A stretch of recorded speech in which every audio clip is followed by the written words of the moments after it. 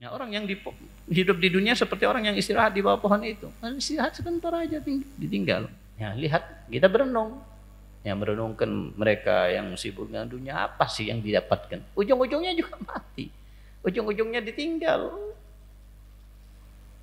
Mereka yang cerdas, kata Nabi SAW, siapa? Al-kayyisu mandana nafsahu wa amila lima ba'dal maut.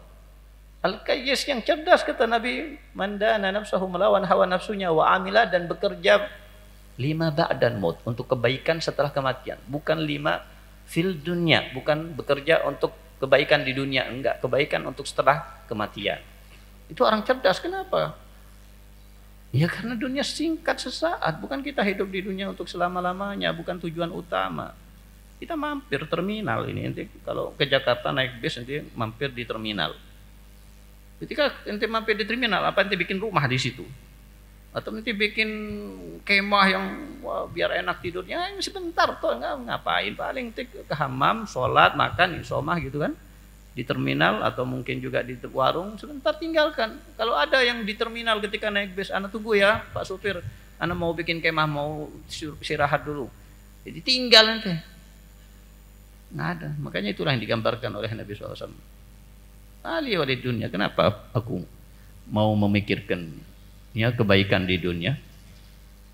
Tidaklah aku hidup di dunia kecuali seperti seseorang yang melakukan perjalanan panjang, di tengah jalan kepingin istirahat di bawah pohon yang rindang supaya nggak kena panas matahari. Kemudian setelah selesai istirahatnya bangun, dia tinggalkan pohon itu. Ya, orang yang hidup di dunia seperti orang yang istirahat di bawah pohon itu. Istirahat sebentar aja ditinggal.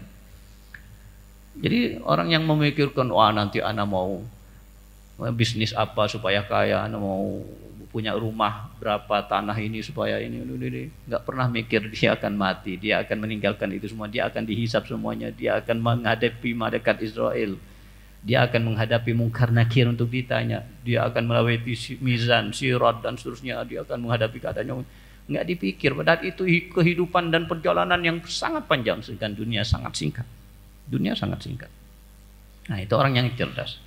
Kita merenungkan hal tersebut, senang 10 menit aja bisa zuhud, nggak cinta lagi kepada dunia. Begitu juga merenungkan hal yang lain. Merenungkan termasuk yang kita membahas di sini. Merenungkan kematian.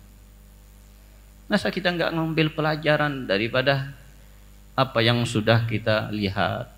Saudara kita kemarin yang dari Raci nggak lama meninggal dunia, umurnya masih belasan. Dia anak satu-satunya laki bagi orang tuanya. Harapannya masih panjang, pikirannya masih punya, nanti akan nikah, akan punya anak, akan bekerja, akan mendakwah, akan. Tapi Allah takdirkan lain. Apakah dia mengira dia akan menjalani takdir ini sebelumnya? Enggak, sama sekali enggak mengira dia. Suatu waktu begitu juga, bukan hanya beliau, sebelum-sebelumnya juga berapa talib, berapa santri. Apakah ada jaminan kita nggak menyusul juga seperti mereka? Nggak ada jaminan. Bisa jadi waktunya gilirannya selanjutnya, bisa jadi kita. Nggak ada jaminan. Karena kita nggak memastikan kita nggak akan menyusul mereka. Maka harus kita siap, harus pikir panjang, harus berenung. Terus misalnya, gimana cara berenung? Misalnya Allah ambil nyawa kita malam ini juga. Apa yang akan kita lakukan sampai malam ini? Datang misalnya malaikat Israel, siap-siap ya, jam 9 malam nanti waktunya nanti, giliran nanti. Kira-kira mau kita masih majelis? Kira-kira kita mau main HP atau mau main bola sebentar ya sebelum kita pindah alam, mumpung ya sama teman-teman mau raksir? Enggak akan. Jadikan seperti itu. Jadikan kehidupan kita seperti itu. Buat apa? Ada manfaat enggak buat akhirat? Kalau anak mati ini sebentar lagi anak mati, manfaat enggak buat anak nanti setelah kematian? Manfaat ngaji, manfaat belajar, manfaat zikir, manfaat membaca kitab, manfaat juga khidmat, manfaat juga membantu orang lain. Ambil manfaat sebanyaknya sebelum kita datang yang nanti sudah waktunya janjian dengan malaikat Israel, sebelum datang waktunya. Itu lakukan itu semuanya. Amila lima ba'dal maut. Apa yang membuat kuburan ini terang? Apa yang membuat kuburan kita menjadi luas? Apa yang membuat kuburan kita menjadi raudhah min riyadil jannah? Apa yang membuat kuburan kita bisa menikmatinya, bertemu dengan solihin, bertemu dengan al-auliya, bertemu dengan Nabi SAW. Dengan apa? Dengan banyak amal soleh. Semangat. Belum lagi nanti di hari kiamat. Al-Habib Ali bin Idrus bin Syahab, mujahadah luar biasa Habib Ali. Khatam Quran paling lambat 3 hari sekali hatam. Belum puasa, tahajud sepanjang malam. Belum yang lain-lain ibadah, sampai khusus mujahadah. Ya Habib Ali, ente Sayyid, ente cucu Rasul, kenapa harus sampai mujahadah seperti ini? Ente cucuk Sayyidina Faqih Muqaddam, ente dapat syafaat mereka, ente dapat perhatian mereka. Ente akan ditolong oleh mereka nanti. Kenapa? Ente harus takut. Enggak, ana enggak berharap syafaat dari mereka. Ana enggak berharap ditolong oleh mereka. Tapi ana kepingin nanti di hari kiamat, ana yang akan membagi-bagi syafaat kepada orang lain. Ana yang akan menolong orang-orang lain yang butuh pertolongan. Harus apa? Harus banyak ana beramal soleh. Supaya ana bisa membantu orang lain di hari kiamat. Ini himmah. Ya, ini rijal. Jangan himmahnya kecil, tinggikan himmah. Ana harus nanti bisa membagikan syafaat kepada orang lain. Ana harus bisa dekat dengan Nabi Muhammad SAW, di bawah bendera Nabi Muhammad. Ana harus nantinya bisa menggandeng tangan Nabi Muhammad SAW. Ana harus surganya paling tinggi, dekat dengan surga Nabi Muhammad. Himmah. Nah, jangan himmahnya ya mikirin perempuan, mikirin dunia, mikirin rumah, mikirin makanan, mikirin an-nafsuhu syarifatun abiyya yarba'u an umurihid daniyya walam yazal jajnahu fil ma'ali yasaru fi tilabihal layali. Man-nafsuhu syarifah abiyya. Siapa yang punya jiwa yang mulia, nafsuhu syarifatun, jiwanya mulia. Tandanya apa jiwa yang mulia? Abiyya an umurihid daniyya. Dia menolak melakukan perkara-perkara yang sepele, perkara-perkara yang enggak penting. Cuma main game online 2 jam, 3 jam. Apalagi yang maksiat, naudzubillah. Digunakan untuk maksiat, digunakan kelalaian. Nah, ini bukan syarifah abiyah. Syarifatun abiyah yarba'u an umurihi daniyah. Menjauh dari perkara-perkara yang remeh, enggak penting. Perkara yang penting, ana mau jadi dai ilallah, ana harus banyak menghafal, ana harus hatamkan zubat, hatamkan alfiyah, harus tahqiq kitab ini, harus ana bisa mengajar, harus ana paling alim di Indonesia, harus ana menyenangkan dan membanggakan Nabi Muhammad SAW.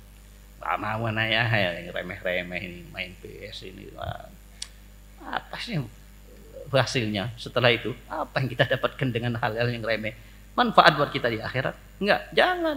Itu bukan cerdas, berarti bodoh. Cerdas yang manfaat untuk akhirat. Yarba'u an umrihi daniyah walam yazal yajnahu fil ma'ali yasaru fi tilabihan layali, senantiasa terus ingin lebih tinggi lagi derajatnya, ingin lebih tinggi lagi derajatnya. Dan sepanjang malam enggak tidur, yashar fi tilabihal layali, untuk mendapatkan hal-hal yang tinggi, hal-hal yang mahal, hal-hal yang membanggakan Nabi Muhammad SAW. Nah, ini syarifah abiyah. Jadilah syarifah abiyah.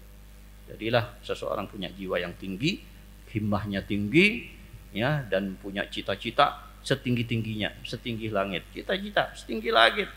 Jangan cita-cita nyanggung. Tapi ketika punya cita-cita yang tinggi harus disesuaikan. Tinggi cita-citanya, kepingin jadi Imam Syafi'i, sahibul mazhab. Berarti harus banyak apa?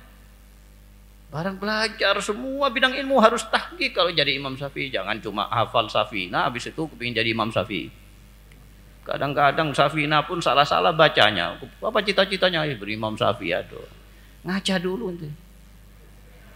Nah, jadi harus sesuai dengan cita-citanya apa. Cita-cita tinggi harus. Masing-masing harus punya cita-cita yang tinggi. Tapi disesuaikan. Tampilkan, tampakkan. Ini loh cita-cita anak. Ya, orang yang mau misalnya bukan urusan ilmu lah, urusan dunia. Orang yang cita-citanya mau jadi pemain terhebat di dalam cabang sepak bola misalnya. Mau menjadi pemain terbaik di dunia. Harus apa dia? Harus banyak Latihan, harus banyak latihan. Harus mempelajari bagaimana teknik main bola, bagaimana cara menyundulnya, bagaimana cara menendang bola, bagaimana cara menipu lawan dengan bolanya, menggiring bola, bagaimana jadi back, bagaimana jadi, semua dipelajari. Latihan, harus jaga badannya, harus ini diatur semuanya. Jadwal tidurnya diatur, jadwal makannya diatur, nggak boleh makan ini, nggak boleh makan ini. Harus latihan ini setiap hari sekian durasinya, semuanya diatur. Ronaldo itu apa nggak latihan? Latihannya super berat itu. Bahkan kalau yang lain kawan-kawannya sudah wajib latihan yang sudah diwajibkan oleh pelatihnya, Ronaldo masih belajar lagi 1 jam lagi. Belajar tambahan untuk belajar. Jadi hebat. Cita-citanya tersampaikan. Nah, ini urusan dunia. Kita juga sama urusan akhir. Jadi kalau mau ingin punya cita-cita, ya harus sesuaikan dengan semangat kita. Cita-cita tinggi, semangat tinggi. Nah, itulah yang diharapkan dari masing-masing kalian belajar di sini. Alhamdulillah. Allah mudahkan kalian guru-guru yang hebat-hebat, guru-guru yang ikhlas-ikhlas, guru-guru yang masya Allah, bukan kualitasnya nasional, kualitasnya internasional. Tapi yang lebih dari itu, yang membanggakan itu bukan karena ilmunya, tapi karena keikhlasannya, mengamalkan ilmunya, bagaimana adabnya, bagaimana akhlaknya. Bagaimana mereka punya sanad yang tinggi, punya sanad nyambung dengan guru-gurunya sampai kepada Nabi Muhammad SAW. Bukan belajar dari Google, bukan orang gurunya nggak jelas siapa gurunya, enggak. Syukurin kalian, tinggal kalian mengambil aja ilmu dari mereka, tinggal semangat aja mengambilnya.